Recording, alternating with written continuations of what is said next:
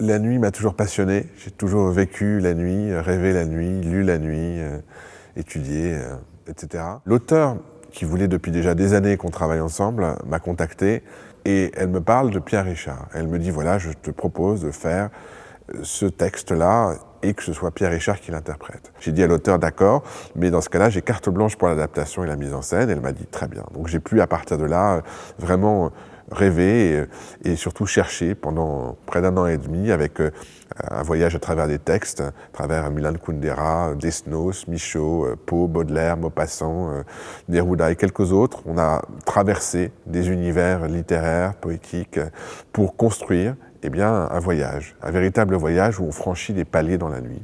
L'enjeu pour moi, c'était de donner à rêver et de provoquer un sentiment de merveilleux. Ici, j'ai vraiment voulu qu'on soit dans l'image et qu'on soit dans la tête du personnage, qu'on puisse projeter sur différentes surfaces et qu'on puisse être immergé dans l'image. Je voulais un spectacle total, c'est-à-dire où il y ait du cinéma, de la vidéo, de la musique qui a été composée spécialement pour le spectacle par le compositeur de Wim Wenders, Laurent Petitgan, qui était là pendant toutes les répétitions et qui, donc sur mesure, taillait, ajustait pour que vraiment on ait un spectacle organique.